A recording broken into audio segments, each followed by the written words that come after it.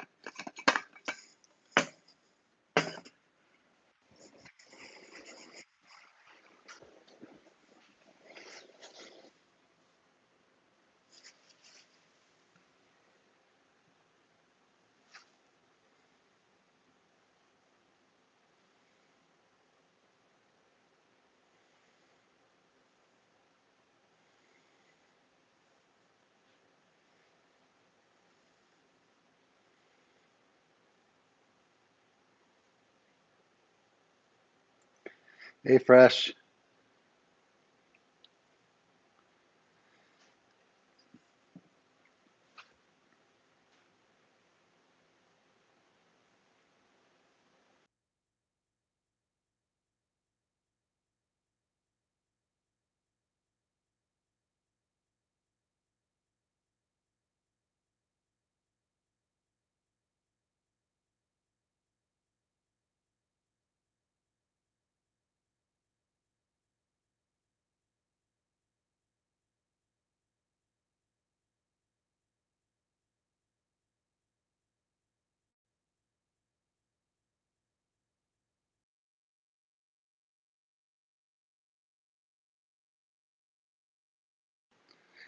Nice, yeah.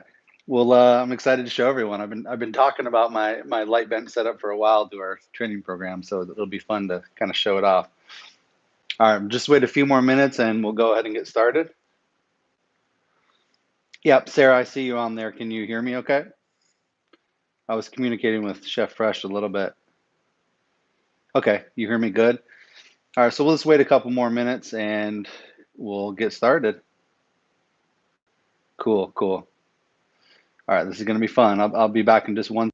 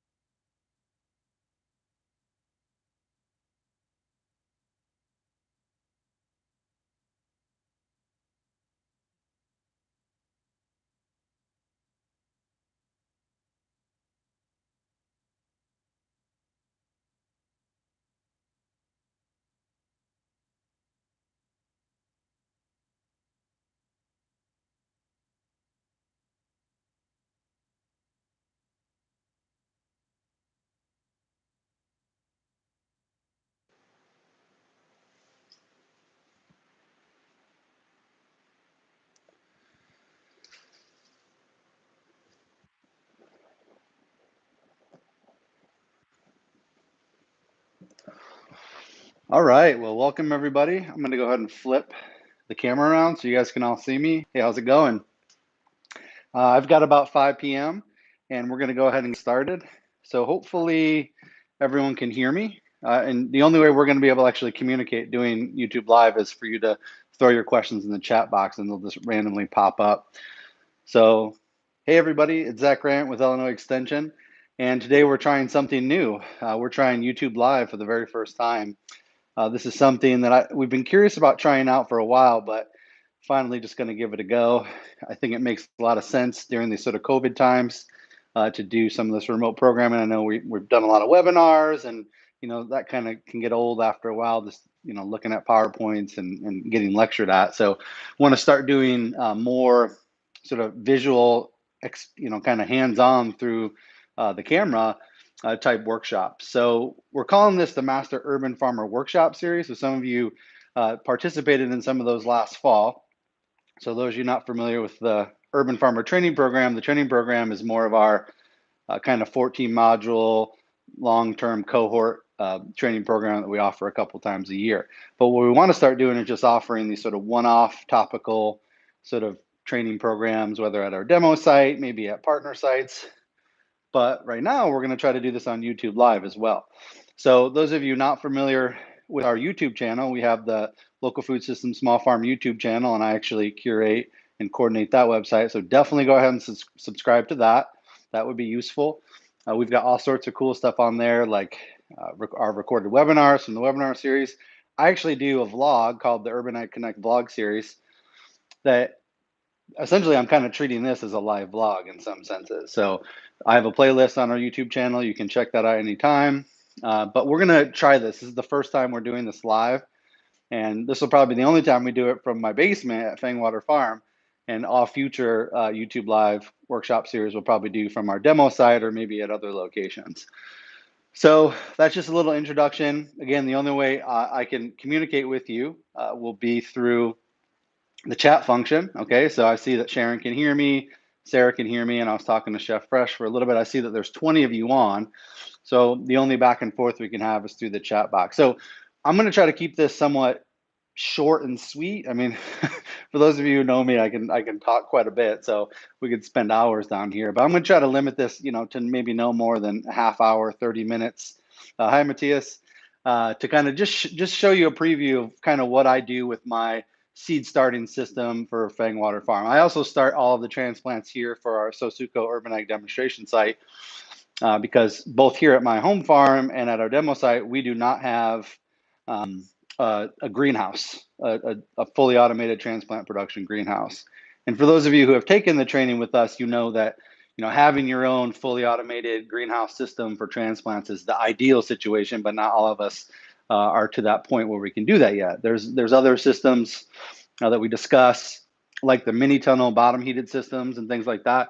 But in lieu of either having that or a greenhouse, I think the next best option is for you to start your seedlings under a dedicated light bench system. Okay, so I want to show you my setup, and I'm going to talk a little bit about the lighting setup, why I chose the lights that I do, and just kind of show you how I do it. Now, this isn't, I mean, with everything that I teach or do, I mean, I'm just essentially showing you how I do it with a little mixture of maybe some other examples. So by no means do you need to perfectly replicate this, but maybe you can just get a few ideas or a few little cues about how you might improve your system, or maybe there's something you see in my seed starting system that you might want to try to incorporate into yours. All right. So I'm going to go ahead and flip the camera around for most of this live vlog, a live workshop. And I'm going to try to keep it. I have this on a stand. I'm kind of a little bit new to YouTube. I'm going to try to keep it as stable as possible so I'm not wiggling around too much. And hopefully the noise isn't too bad.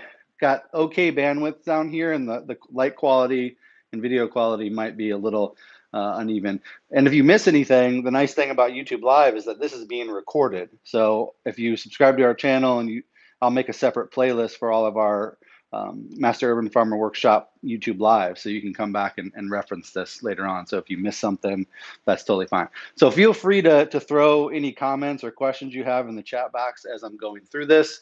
Again, this is very informal. This isn't really a formalized program like we do with most of our Zoom webinars. So we'll just go ahead and hop right in. So I'm going to go ahead and flip the camera on. We'll just kind of take a little preview of what we have going on down here. Okay, so we have about a 1,600 square foot house, and I don't want to show you the rest of my basement because it's a little messy right now.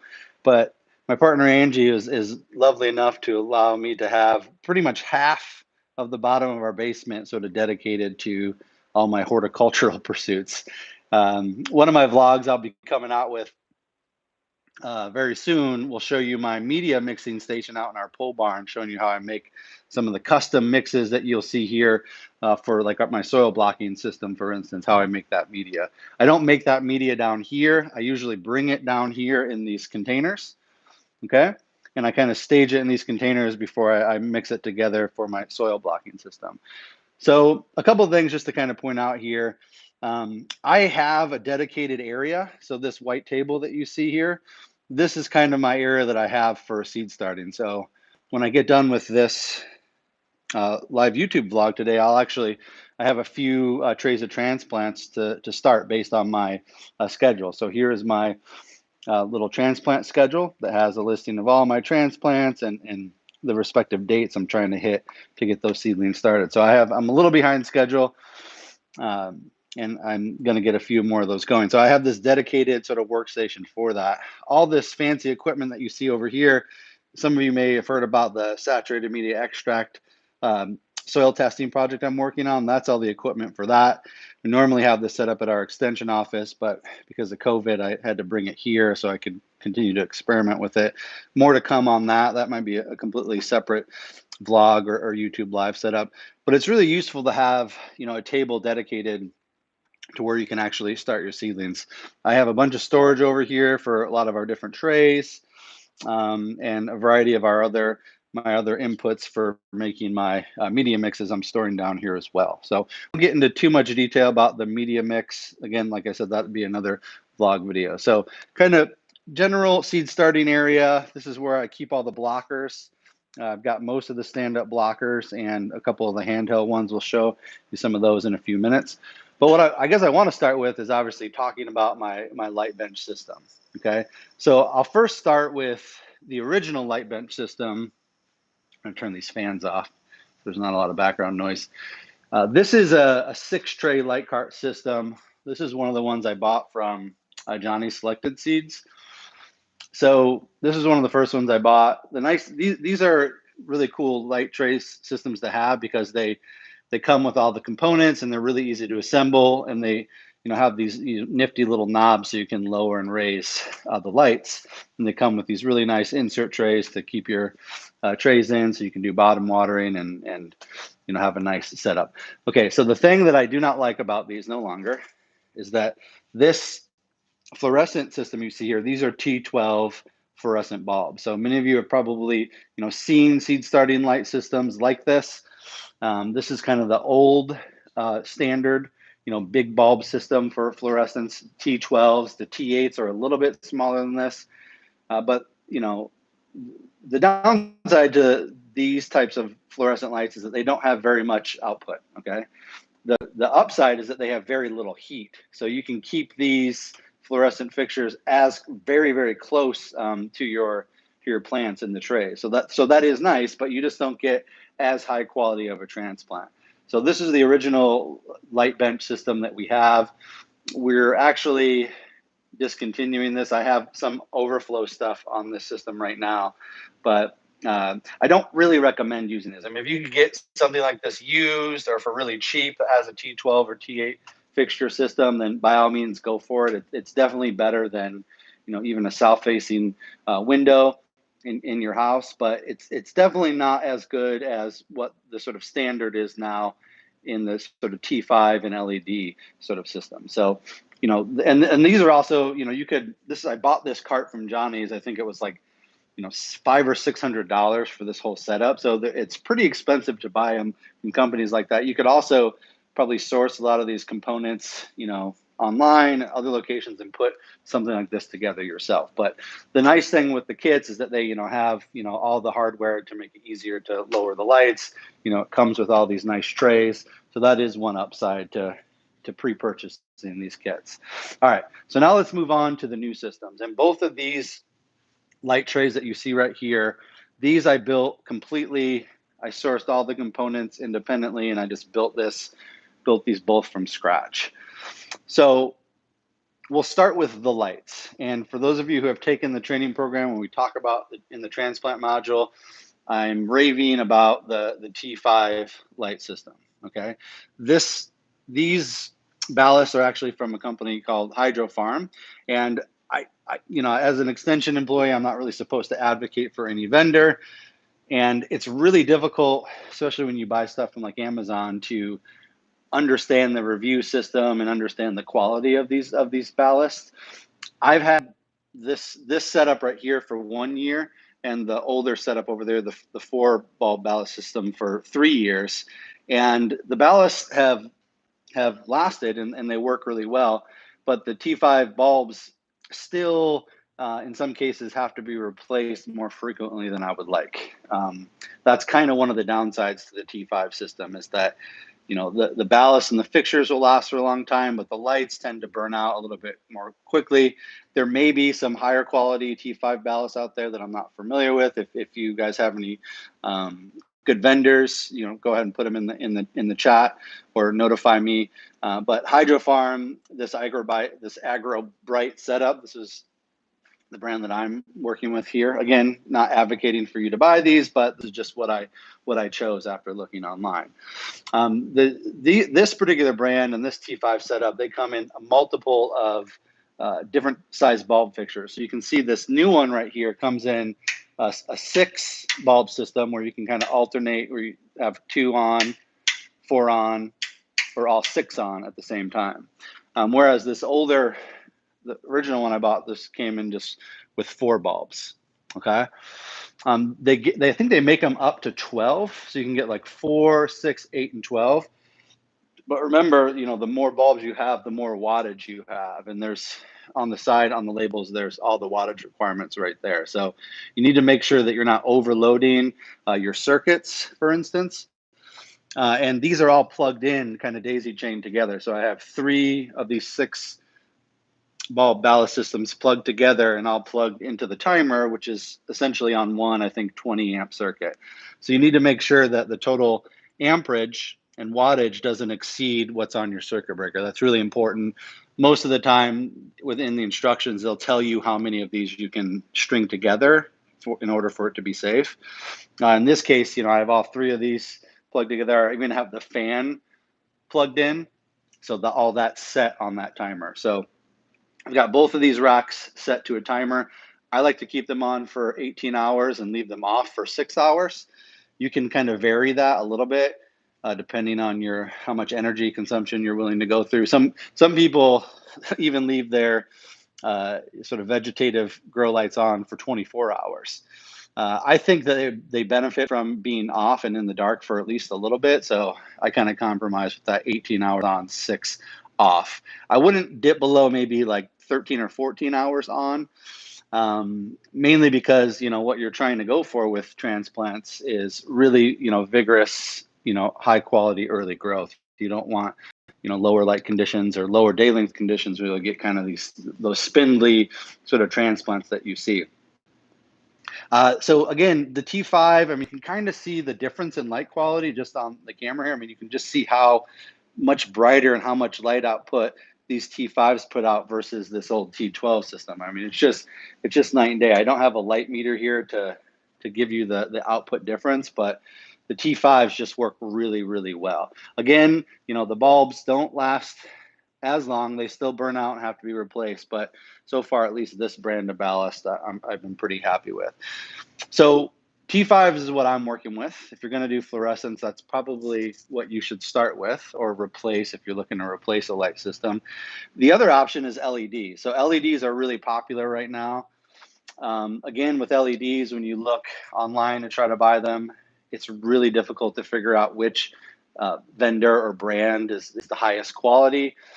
But the LEDs are starting to come down in price pretty significantly. And their light output, their lumen output is pretty similar to the T5s. I don't have good solid data to report back to you, but in choosing a what they call a high intensity discharge light, which is like a high pressure sodium light or a metal halide light that you might see in a large commercial greenhouse, the next best options are LEDs or T5. So I really feel like those are the two best indoor light bench options to start with. And I chose the T5s because, at least to start off, like the initial investment in the ballast and the bulbs was a little bit lower than what it would cost for the LED system. Okay. But I was just looking at, like Johnny's catalog and a few other like catalogs that sell lighting systems. And it seems like now they're just completely moving to either selling T5s or LEDs. So those are kind of the mainstays.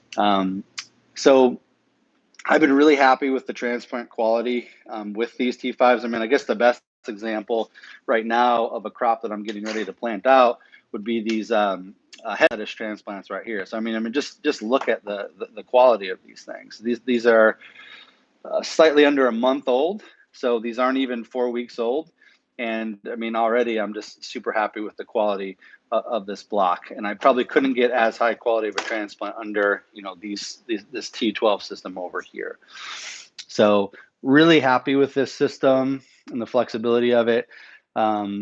So a little note about the rack system. So this is just like a rack system that I purchased. I think I purchased this from Menards. But I'm sure you can find some equivalent at Home Depot or Lowe's. It's just what you want to look for is something that probably is made out of, this is made out of metal and kind of has a heavy duty gauge sort of mesh little tray system. I think I chose something that, could hold like, 1,200 pounds or something like that or more. I mean, you could probably use plastic, like a plastic rack system, but I just would metal just is so much more reinforced and durable that I just went ahead and went with that. This system is a little weird because the way it works is that these column supports, they kind of lock in here, and it's hard to tell in this light, but at least when you get past the first level, like you don't have as much, like from this level on, you don't have as much sort of flexibility in how high the different levels are. And that sort of limits the amount of sort of flexibility with how high and low you can keep these lights. The one thing to note about the T5s is that they put out a lot more light, but they also put out a lot more heat. So with T5s, you need to be careful about how close you keep the lights to your plants. In fact, right now with my hand right there, I mean, this is pretty hot. I mean, it's not, I mean, I can touch the bulbs, but I wouldn't want to keep my hand on there for very long. So, whereas like the T12s over there, you can keep those lights really close. These, you have to leave a little bit of space between them. And, for like the lower growing transplants like leaf lettuce, that's not a problem. But for instance, these tomato transplant seedlings that I'm getting ready to pot up right now, we'll talk about that in a second. These eventually, once I get them into these 3-inch blocks and they get growing in another few weeks, they're very quickly going to reach the height of the lights here.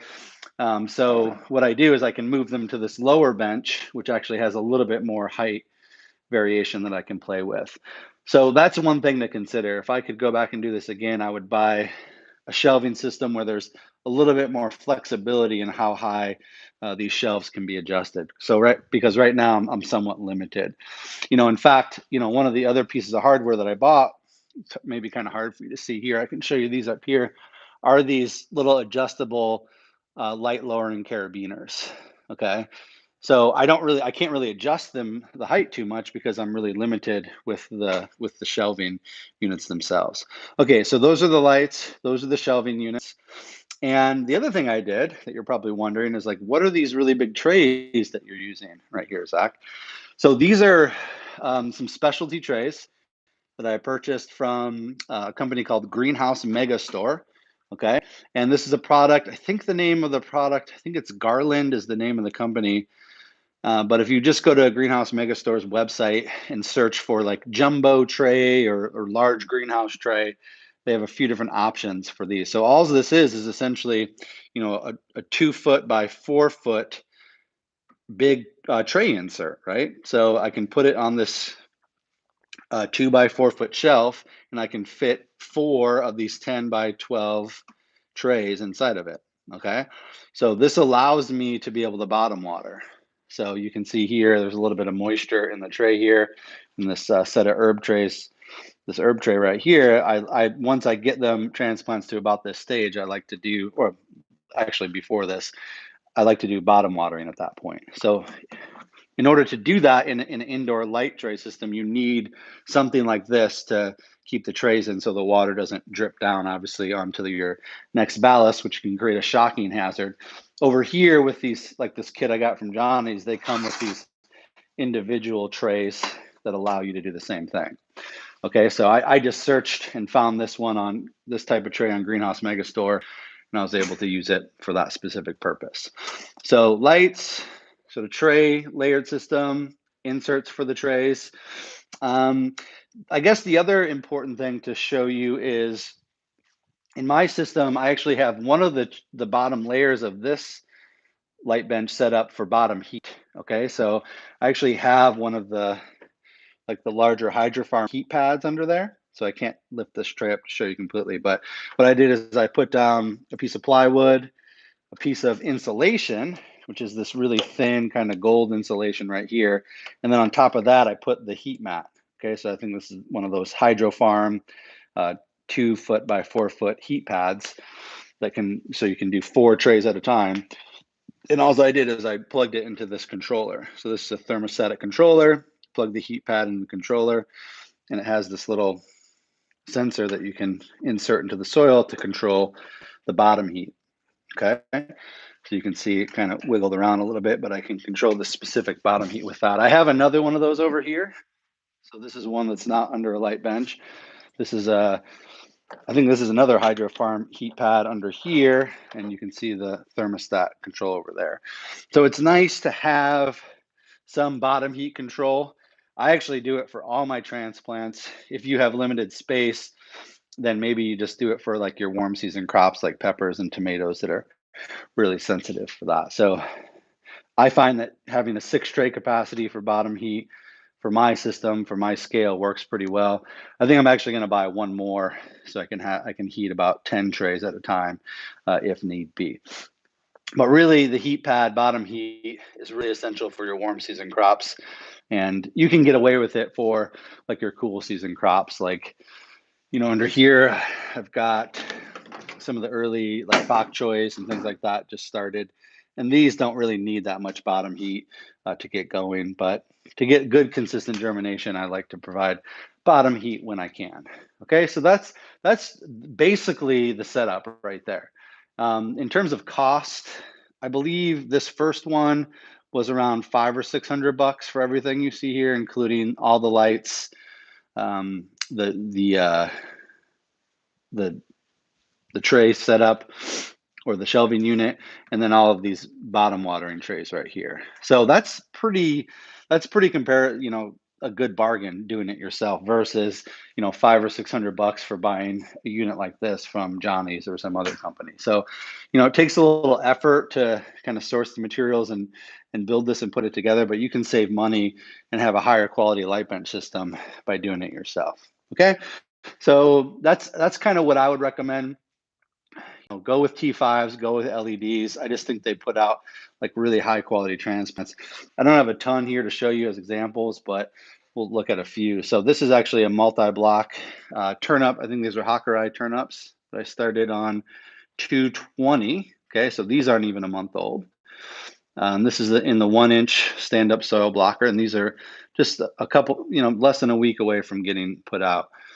And I mean, this to me is a very high quality transplant. I mean, there's a little spindly action down here where the roots are going to form, but what you're looking at here in terms of how green they are, how compact they are, and the amount of growth is just ideal. Super happy, especially with these smaller ones. I used to do the turnips in these slightly larger 75 block soil block size. But I just got the new 105 per tray mini soil blocker this year, and I'm trying the turnips out in that. Some of the other things that you see in here, just briefly, let's talk about like transitions. So normally what I was trying to do was do some sort of little workshop about growing microgreens. I usually try to do that in January and February. And that's like kind of a good transition from utilizing your light bench space when you're not growing transplants in the winter. It's perfect for growing microgreens or small baby vegetables. But right now, I need to get all of those out. So, like for instance, I still have this really nice tray of micro cilantro right here. So this was started back at the end of January, and I've been harvesting this multiple times. With my micros, I like to grow them as pure micros, but I also like to space them out a little bit more in the tray. So this is at about 1 teaspoon per 10. This is actually a 10-10 tray. So this is not a full, 10-20. It's like a half size tray. And grow, especially the herbs, out to full size, because then I can just keep cutting this back. Essentially just like growing cilantro in a container. So kind of the same thing with the Tokyo Bacana and some of these Swiss chard right here. But I need to get this out of here because I really need the bench space at this point for all my transplants. I've got a few other little fun experiments down here to show you too. I also like to try to experiment with growing kind of full-size head lettuces in containers as well. So these are, let's see, how old are these? These are about 2 months old, or I guess a little more than, yeah, right about 2 months old. So this is like 60-day head lettuce right here. So these are some of the easy leaf varieties that you see back here. This is, I think, a romaine back here. I can't remember what variety this is. This is Sparks. So this is a smaller romaine head lettuce. So, these are just, I like to do little stuff like this when I'm not using my light benches as much to grow like these baby vegetables. In fact, I'm even trying to grow some baby beets right here. That's Badger Flame. It's not working super well in this container, but I just wanted to experiment with it a little bit. This is a little bok choy that I got from Baker Creek Organics. And these are actually, they're full mature size. They're really tiny little bok choys. And it worked well in this system. You're starting to see a little bit of nutrient deficiency. But again, these are, over 2 months old. So that's not surprising to see that. I suppose if I continuously potted these up, then they could, not have as many nutrient deficiencies at that point. But in terms of my actual planting system, I guess I do have a few trays out here to show you some of your different options. And I'm sure a lot of you already have your own style for doing this. So I'm not, telling you which way I think is better. But traditionally, like many of you, I'm sure I've used a lot of the plug tray system. So this is like a 72 plug tray.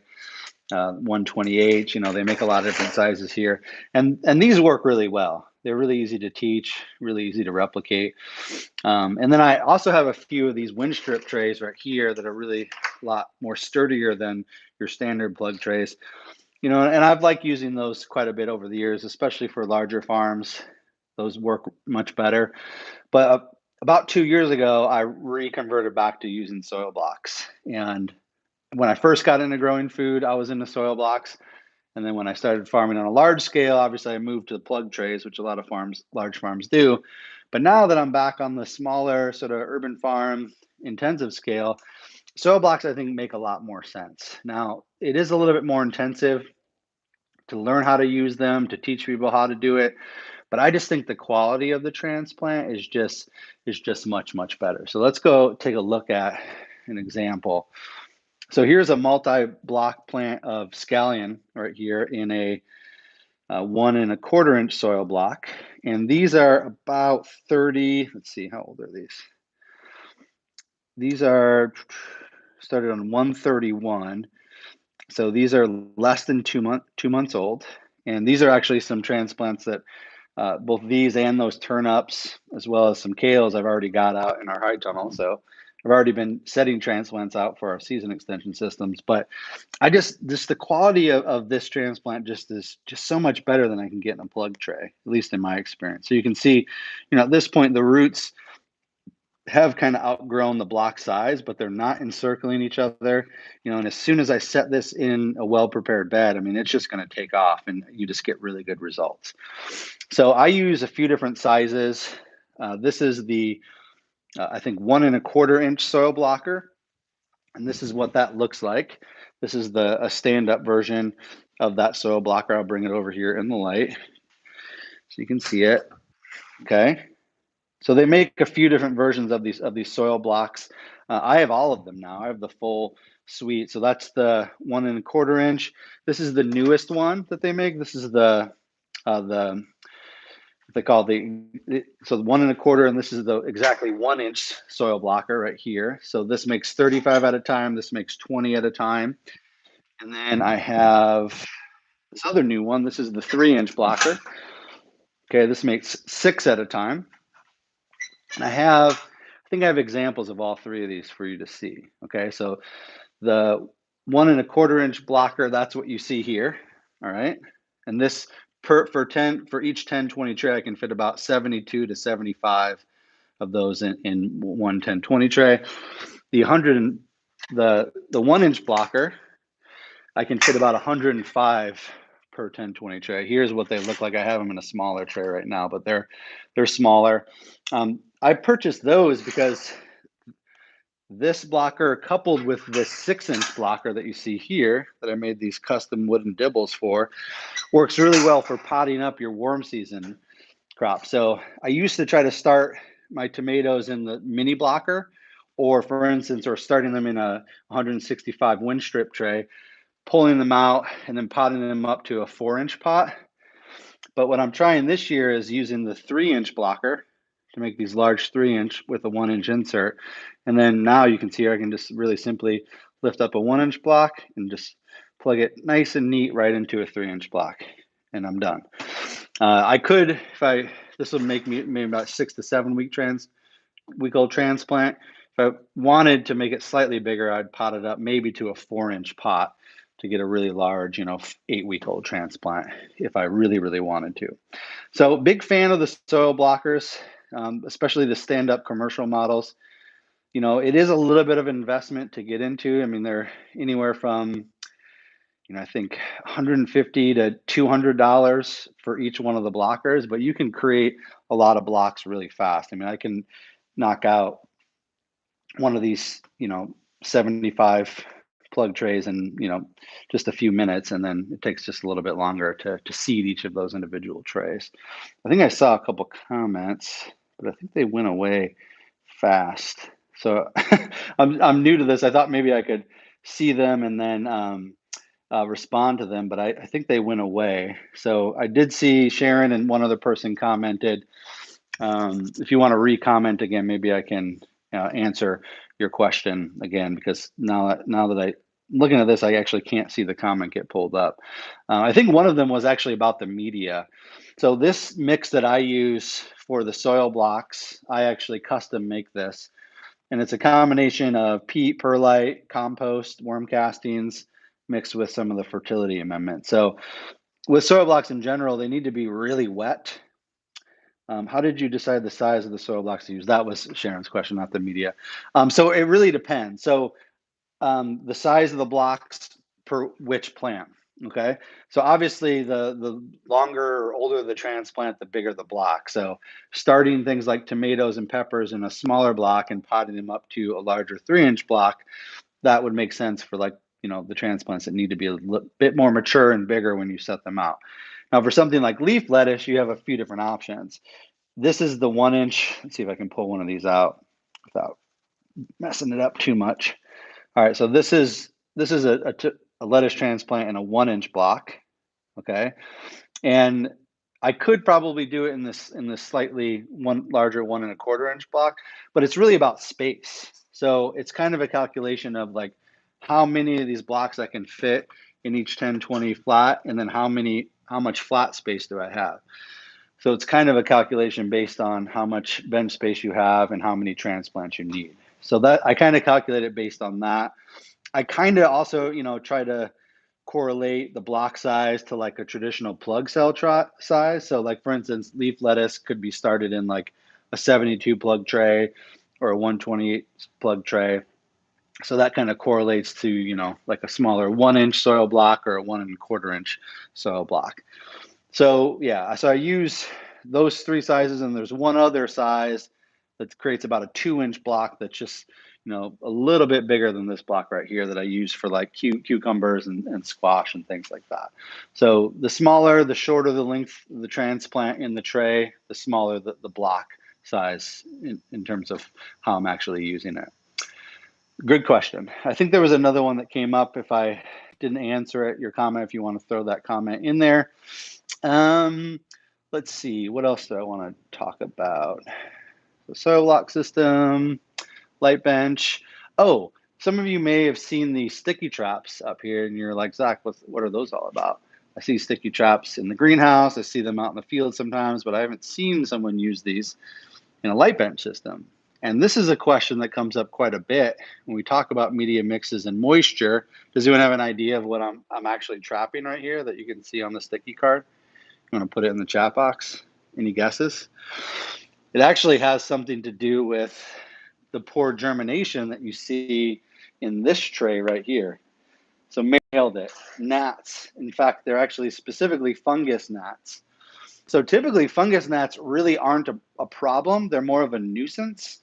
And unfortunately, like with the soil block system and bottom watering tray system, the mix tends to stay a little bit more moist than you typically would want it. And I was very familiar with the fungus gnat situation, but I always just thought it was like, it's just kind of a nuisance. They're not really causing that much of an issue. However, if you do have fungus gnats in a high enough concentration, they will actually lay their larvae on your soil, and the larvae can, in some cases, feed on the seed. So I was actually trying to figure out why my pepper, these high tunnel pepper seedlings, I had such poor germination. And usually peppers are finicky as they are, but I knew I should have gotten a much higher percentage of germination because the tomatoes germinated really well. And what I do preemptively a lot of times before things germinate, I kind of sometimes will dig around in the plant holes to see if I can see them emerging. And lo and behold, when I looked in the plant hole, I actually found the seed, and I found some little fungus gnat larvae coming right out of the seed. So it was just the right moisture, just the right temperature conditions, and the right amount of fungus gnats just down here in general that they started feeding on the seeds. And I'd never seen that before, but I did have a lot of fungus gnats down here, and I was like, man, that's really kind of an issue. So one of the things that I found works really well is utilizing these yellow sticky card traps. So if you're in a greenhouse or even in a light bench system, if you just set up these sticky card traps kind of nearby, they're really attracted to them. And this is actually a new one that I just put up the other day. You can already see all the fungus gnats that I've captured. We can go around to the backside over here and you see an older one. And this one is just completely coated with fungus gnats. Okay, so I mean, this at a small scale, the yellow sticky trap should do a pretty good job of keeping the population down and therefore preventing them from laying eggs and their larvae in your soil media and potentially eating some of your seeds. Now, I haven't really seen it in any other crops. It was really only in this tray of peppers, but I was quite shocked. So, I mean, traditionally with fungus gnats, the big rule of thumb is to keep your moisture levels down when you can. But obviously with soil blocks, you need to keep these pretty consistently moist in order for them to maintain their shape. So it's a bit of a balancing act between moisture and fungus gnat control.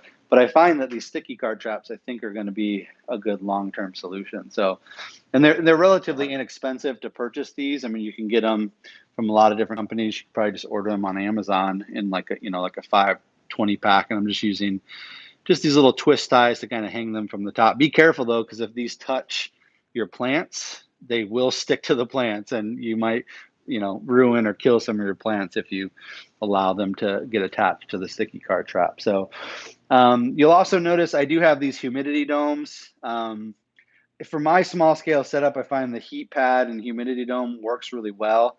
I'm sure some of you have seen online, there's lots of good DIY projects for making like homemade DIY germination chambers, like out of refrigerators and things like that. If you need to start a lot of transplants at a very specific temperature pretty quickly, then that might be a good investment. But I think if you just have, a couple of these little bottom heat pad systems with the plastic greenhouse dome coverings, those work really well. And again, if you have a lot of heated bench space is ideal for everything, but if you only direct it at like the things that require that higher soil or media temperature to germinate, like peppers and cucumbers, then you can get away with it a little bit more. Whereas, with like brassicas or even like the alien family stuff, they don't necessarily need bottom heat. Right now, it's about in the mid 60s to upper 60s in my basement pretty consistently. So that soil temperature, upper 60s, low 70s, that's a pretty good media temperature for most things except for like, the warm season crop. So just sort of something to consider. Just trying to think if there's anything else major. Oh yeah. So in terms of how I water down here, oh, I think someone just put a comment and I just missed it. If you want to put that comment up again, I can answer that question. So in terms of how I water down here, I actually don't have water in my basement. So I lug it down here in these 5-gallon containers. And I have two systems that I use for watering. One is I like to use these sort of Haws style fine mister watering can that kind of where the breaker on the end, it's a really fine misting break so it doesn't disturb the soil too much. When do you remove the humidity dome? Oh, Sarah's asking about the humidity domes. I do remove the humidity domes pretty much as soon as everything germinates. So in this case right here with this tray, for instance, like and this is another thing too that is a little bit of a challenge because, a lot of times like within a tray, I'll have a mixture of a lot of different crops. So like on this side over here is a bunch of brassica stuff. And then right here, I have some early chives and parsley, which, the chives are just starting to germinate, but the parsley is going to take like at least another week to germinate. So if you can match up, crops within a tray that germinate at a similar time, that's better. But when you're growing only small amounts of certain crop families, you tend to like mix stuff together in trays. So therefore, like their germination times might be off. So that creates a bit of a sequencing problem. But in general, I do like to remove these domes as soon as like the majority of 80% or so of everything has germinated. Yeah, otherwise you could fry your seedlings, especially underneath, a T5 setup. Like I just removed this and felt under here, and there is a good amount of heat and humidity. So, as soon as most of them germinate, you can get the humidity domes off. In some cases, like this humidity dome, it actually has little vents in the top, so you can actually ventilate some of that hot, moist heat out. The trays that I actually use for my bottom trays, I don't know if you've noticed them. Let me go grab one really quick. I like to use these bottom trays, at least for the soil blocks. You could use them with the plug cell tray inserts, the ones that have the webbed bottoms, and they have a little bit of ventilation on the side. So that way, with your humidity dome containers, you get a little bit of heat relief in there as well. Okay, so my watering systems, what I wanted to point out is that, like I said, for the most part, like I do a lot of bottom watering. Like once the crops are this height, I tend to just put just maybe about an 1/8 inch of water once this dries out in the bottom, and then the blocks soak it up through capillary action. Sometimes I will water these from the top once they're established, but I try to, not try to keep the foliage as dry as possible and only water the bottom root systems. However, when I'm starting seedlings, I actually like to have a fine mist system. So out in a greenhouse, you would actually have, and we're going to build one at the hard tunnel at the demo site, you'll have a little misting bench system. So you could use a spray bottle to replicate that, but I find that the spray bottles tend to hurt my arm over time. So I just invested in one of these kind of pressurized misting bottles. So you give it a little bit of pressure, and then it releases, really fine mist that you can, regulate the consistency of. So it still takes a little time to, mist a bunch of trays, but I find having a mister works really well when you're getting things to germinate initially. And then I move to either, top watering or bottom watering with a watering can in a tray system like this. A mist bench with lights is a recipe for electrocution. So I don't think you would want to set up an automated mist bench system under one of these light systems, which is why I just go ahead and do it by hand with one of those hand pump misters. I find they work really, really well. So I recommend investing in one of those. I think I got that for like $15 on Amazon. So you can just go ahead and search for those at any time. What else? Yeah, we don't really have time to go into the media components. Like I said, I might do another live session on that later.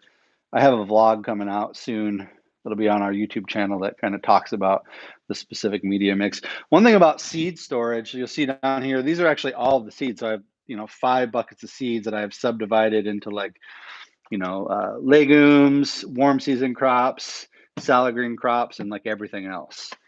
I like to keep all my seed packets in containers like this.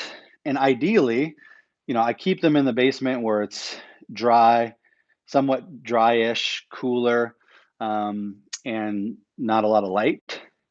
Ideally, though, I would have my own like small refrigerator that I could keep these bins in. So that's something to consider with your seed storage. If you could have, I might get like a little, like snack refrigerator down here dedicated to just storing my seeds, which would be ideal. But I like to keep them in these containers because when I take these outside, for instance, if I'm doing direct seeding, I have everything I need in here. I'll often keep like my labels in here.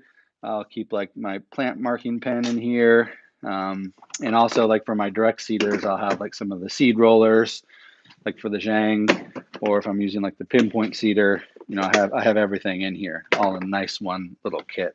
So I'm a really big fan of using containers to keep my seeds in. If you have large quantities of certain seeds, then you can just keep them in jars. So here's all my monogerm cilantro seed for micros and things like that to keep those in jars if possible. So, so I don't know if there's any questions or comments you guys have. Go ahead and put them in there, and maybe I can start answering those. Looks like we've been on for maybe about 45 minutes, so maybe start winding this down. Because like I said, this will be recorded, and people can refer back to this in the future.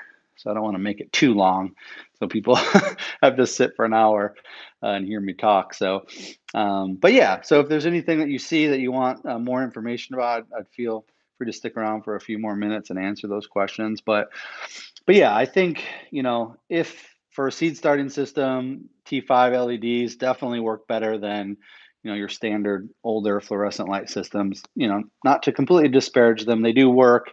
If you have one sitting around and you can get one for cheaper used, by all means use it. But if you're going to start from scratch, the T5s or LEDs just work just hands down better than the standard systems. Again, fully automated greenhouse with sunlight works the best. But again, that's maybe a step that's somewhat down the line for many of us. So yeah, Sarah's asking, if you inherit a light system, how can we tell what kind of fluorescent lights you have? So in the case of these ballasts, oh yeah, Carolyn asked about fans. I'll make sure to talk about fans. So in this case, it specifically says on the ballast what it is. This is a T5 high fluorescent output system. In the case of this older system, it might say it right on the bulb somewhere. Yeah, actually under here, if you can kind of see it. Oops. This label right here is telling me it's actually a T12 system. So there should be some labeling on it if you inherit an old system. So Carolyn was asking about fans. So I turned them off, but I actually do have 2 circulating fans down here that I like to keep decent air circulation moving. Typically I have them plugged into the light so they turn on and off with the timer. But yeah, it's definitely a good idea to have some air circulation flowing through your transplant area for a lot of different reasons. Obviously, to regulate the moisture and good airflow to prevent fungal conditions. But one thing I also really like fans for is conditioning, particularly like your warm season crops. If you have a fan consistently blowing over your small seedlings, like your peppers and tomatoes, it'll tend to keep them a little shorter and more robust, so they don't stretch quite as much. I mean, stretching really is a factor of the quality of light you have. But if you can give them a little bit of stimulation via fans, that will make them a little bit more sturdy. In terms of turning them on, yeah, I tend to, like this fan, for instance, is plugged directly into that lighting ballast. So whenever the lights are on, the fan is on. The T5 need to replace over time. Would you recommend replacing T12 LEDs? So yeah, there is some interesting new technology out there where you can actually replace your fluorescent bulbs with LED bulbs. I haven't looked into that too much, but if you have a fluorescent light fixture that is compatible with an exchangeable LED bulb, then yeah, that might be something worth looking into. I again, even with light, so here, I actually have one replacement bulb left, I think, in here. I even struggled to find good quality replacement T5s for these ballasts. So I don't have a lot of information about like the good LEDs you might use to replace T5s or even the T12s. Oh, Lorraine's asking about, do you turn fans on when cotyledons appear? Um, you know, so, right. I mean, I guess like when we're talking about the germination setup, you have humidity domes on. There's not very much air circulation in there. But once you remove them and they start growing, like at this stage right here, for instance, yeah, then I would have the fan on and circulating over them. I mean, in this case, I just have this fan right here, kind of circulating over this entire area with the domes on or not in some cases. So in terms of the timing of the circulation, I think you can have some constant circulation going on. But in terms of if you're using the fans for trying to make them more sturdy seedlings, like in this case, yeah, then you would obviously kind of maybe even wait until the true leaves appear before you start, messing with them too much. Yeah, these tomato transplants, I started on 226, and they're going to be potted up to these 3-inch guys here. And yeah, I've had the fan on them for at least the past week, kind of trying to keep them somewhat short and stocky. And yeah, all these tomato, for those of you who haven't started your tomatoes and peppers yet, it's okay. These are really early. These are for the high tunnel, so these are going to be transplanted into our high tunnel like the first week of April, which is still probably a month or so to well before you would plant your tomatoes outdoors. So my outdoor tomatoes, I won't be starting for another couple weeks, but these are all for high tunnel. Same thing with the turnips and the lettuce and a few things. So I wanted to do this now because this is kind of for outdoor production. Like most of your, cool season transplant stuff is pretty much start underway. Like all of your alliums, these over here, these are all my 5 trays of allium bulbs. And I have some of the early brassicas and a few other things started. Where do you get the different size blockers? Johnny's selection is minimal. These actually all are from Johnny's, with the exception, I take that back. I do think I actually purchased this new 3-inch blocker and the 135 blocker from another online store. I think there's an online store called the Urban Farmer, actually. I think I purchased the 3-inch blocker from, and I think I actually just purchased the 135 blocker. I'm sorry, the 35 blocker from just a random Amazon store, to be honest. So you may actually be able to shop around. In some cases, Johnny's, is the only company that sells some of the small farm equipment, but I recommend shopping around to see if you can find stuff for a little bit cheaper because they tend to be a little bit higher in price. Although, again, I can't advocate for anyone as a vendor. I recommend you doing your due diligence and shopping around. So yeah, so it's a combination of both Johnny's, and I found these from a couple other online stores as well. Until what stage should older transplants be grown under lights? So that really depends. So it depends on the size of the soil block. So for instance, like these turnip blocks right here, these aren't going to last much longer than another week or so before they need to be potted or transplanted out or potted up. So the smaller blocks absolutely, are kind of in that 30 days to 42 days at the most. In the case of these pepper and tomato seedlings, one of the reasons why I moved to this larger 1-inch block is because I can keep them in here a little bit longer. So these have been in here for a little more than 2 weeks, which if I had these seedlings like in this 165 wind strip tray, I would have had to have gotten these out already. So this is buying me a little bit more time in these 1-inch cubes before I pot them up to the larger 3-inch blocks right here. So the timing with things like that need to be pretty delicate in potting things like tomatoes and peppers up. But for something that's going to live its whole life in the first thing you put it in, then it just really depends. So for the 1-inch blocks up to these 1 1/4-inch blocks, I typically don't let them sit in there for any longer than a month to 6 weeks at the most before setting them out. Because if you let them sit in there too long, then they actually start to you start to have issues. You can already see here that the turnips are starting to have a little bit of nutrient deficiency because they've been pushing the limits to how long they should be in here before I set them out. So, again, it just depends on your block size or plug cell tray size and how long you can keep them in there before you set them out. Typically, a good rule of thumb is that for any transplant, the more soil volume that you have, the better, and the longer you can keep them in that respective plug size before actually setting them out.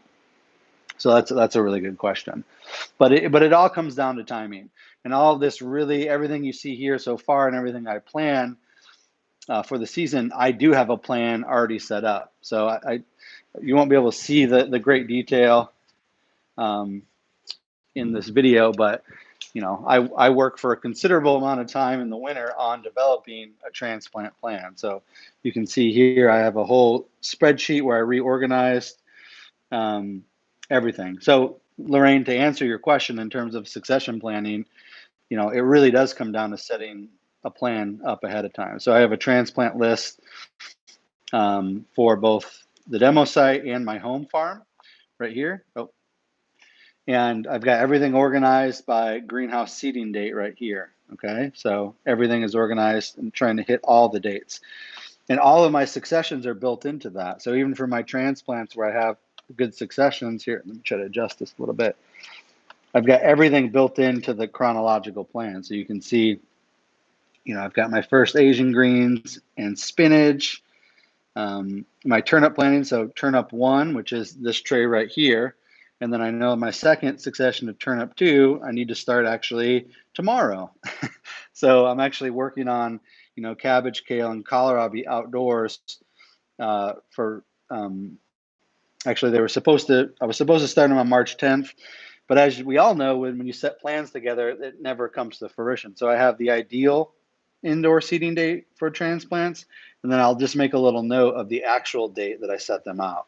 Okay, and then I have another sheet set aside for when I plant them out in the field. Matthias was asking about the color coordination. So I organized, all this is chronological by greenhouse seeding date, but the color actually is a little key for me to know where the transplants are going. So blue, it's kind of a temperature thing. So blue to me is cold, so that corresponds to the high tunnel plantings. Green is actually for spring, because I think green spring. And then red is for summer, and then the orange is for fall.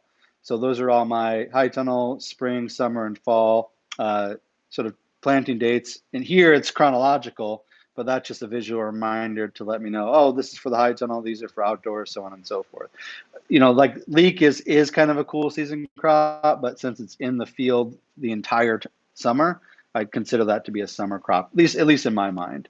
So yeah, so in terms of managing good successions, it is all about planning and having it all established ahead of time and then implementing the plan. So I can't recommend that enough. You don't have to do it this way. I do this with spreadsheets, as many of you know, and then translate the spreadsheet into this physical document. But you could simplify this in any way you want. But having a chronological plan to somewhat follow and then keep records of when you're actually planting, that's a good way to keep track of all your successions and make sure you're actually on time. So, this is for transplants. This is another sheet I have for when I actually am setting everything out in the field, either both direct seeding and transplant. So, I definitely think even if you're not an urban farmer for commercial production, even if you're doing it for community food production or your own home, you could still do that level of planning and try to stick to that sheet as much as possible. So really good questions. All right, looks like we're running up to about an hour on, which is more than I wanted, but I knew that we were going to try to cover a lot. So I think we'll go ahead and sign off here. If there's any other last comment that anyone has, feel free to put that in the chat box. But hopefully you guys thought this was kind of fun and cool, even though we can only communicate through the chat box. Thanks, Matthias. Yeah, we'll be in touch about the research project soon, so I'll be hitting you up about that. But yeah, we're going to try to do this more often. This is the only time we'll probably be in my basement. The rest of the time we'll either be outside or maybe we'll be at, more than likely we'll be at our Urban Ag demonstration site, kind of showing you everything that's going on there. So thanks for all of you who signed on. We had, well, a lot more than 40 of you on, so that's really useful. To good feedback to know this would be a good platform for y'all to use. And again, this will be recorded. It'll be on our YouTube channel, so you can always refer back to it. You can find my vlog series on there. I'll create a separate playlist for these YouTube live sessions, so you can refer back to them. So definitely subscribe to our channel. And yeah, well, you'll be hearing more from us about this stuff in the future. So have a good evening, and have a good growing year. Definitely get your seeds started, and this is kind of the ideal time, especially for a lot of spring stuff, to get things going. So, and don't be discouraged if you miss a couple planting windows. Just keep planting and experimenting, and you'll have good success. So it takes time to develop a good system, but you got to start from someplace. So just work with what you got and keep building on that. So good luck and happy planting, everyone.